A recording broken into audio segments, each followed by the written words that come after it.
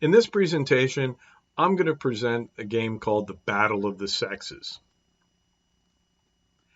Now, the stylization for this game, in some ways it's a little archaic, has roots in real 1950s view of gender roles, but the stylization here is we have two players, a husband and wife, and they both want to go out and do something. And so what they want to do, that's where the whole kind of 1950s thing goes.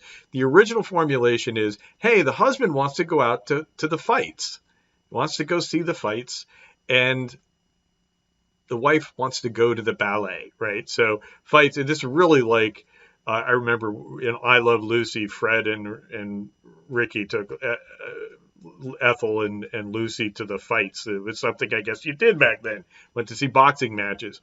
There is actually, though, kind of speaking of his sitcoms, the sitcoms Mad About You actually had a whole episode where the husband, Paul Reiser, his character wanted to go to the Foreign Film Festival, and his wife, Jamie, played by Helen Hunt, wanted to go see a quilt show, right? And so the whole episode played out, it was totally a battle of the sexes, and I'll probably have a separate video on that.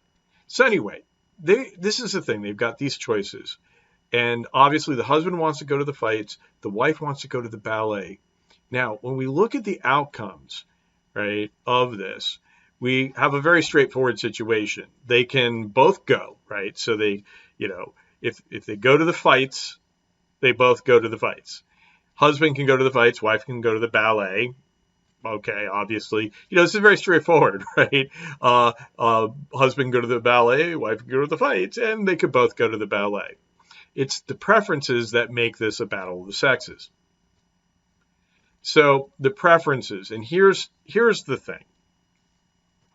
The assumption in this game is they both want to be together, okay?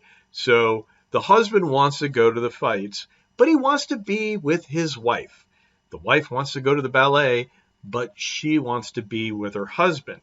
And so part of the stylization here is when it comes to their preferences, while they would prefer to go to their most preferred activity, they would prefer to be with the other player rather than being alone, right? And so we get an interesting preference ordering. So the way it plays out is this. For the husband, the best thing possible, we both go to the fights, right? It's like that episode of I Love Lucy, right? Where they're at the fights and the guys are having fun and Ethel and Lucy are like, meh. The second best option, though, is to go to the ballet, right?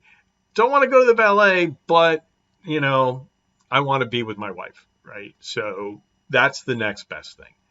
After that, being alone at your favorite activity is the next to last best thing. And of course, the worst thing that could happen is, the husband ends up at the ballet while his wife is at the fights, right? So he's at the ballet alone. What's up with that, right? That's the worst outcome. For the wife, the top two are, they're just kind of reversed, right? Best thing, going to the ballet with her husband. That's what she really wants to do, and she really wants to be with her husband. If she can't go to her favorite thing, she'd rather go to his thing with him, and so fights is her second best. And then the last two are obviously, right, being alone at her favorite activity beats being alone at her least favorite activity, right? So this is the preference ordering, and this is what makes this a battle of the sexes, right? So now we just have to solve it.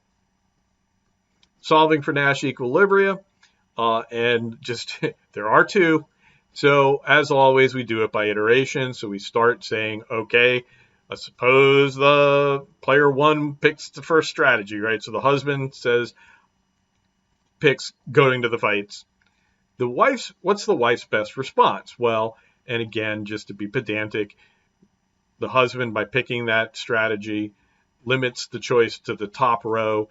The wife, her payoffs are the second number, right? We don't have player two here. It's always the column goes second, right? It's the second number in the ordered pair. So she has a 3 if she goes to the fights, a 2 if she goes to the ballet. Her best response, 3 being bigger than 2, is to go to the fights. If she decides to go to the fights was the husband's choice to go to the fights in the first place a best response, right? Is there the no regrets issue here? Yes, it is. So, bam, we got our first Nash equilibrium. Of course, we're not done. We have to start by iteration. We have to complete the iteration. So we haven't considered what happens if the husband picks ballet. If we start there and we're now bottom row, wife is picking, look at the second two numbers in the bottom row. 4 is bigger than 1. Ballet, right?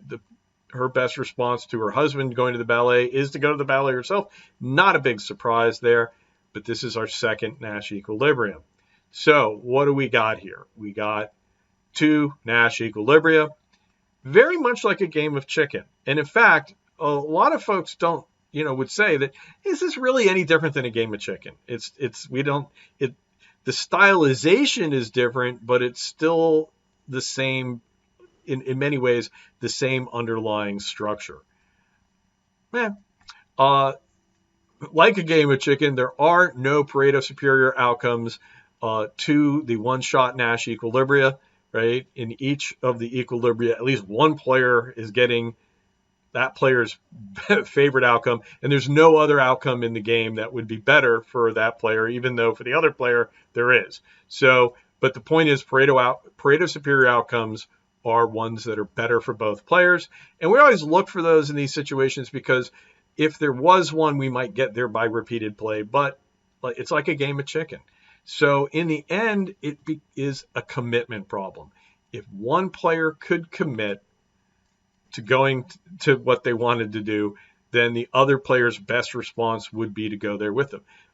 And so it basically just creates this interesting, it's a sort of a coordination problem, but more of a commitment problem, right? Is if we could threaten to go, if one of us could threaten to only go to one, then the other one, if we could commit to going to one, then the other one would have to go. But that's where we are. And it is often brought up, though, as an interesting side note. And certainly the Mad About You episode was kind of fun. And just to tease you on that, they ended up staying home and watching the Weather Channel. So there you go.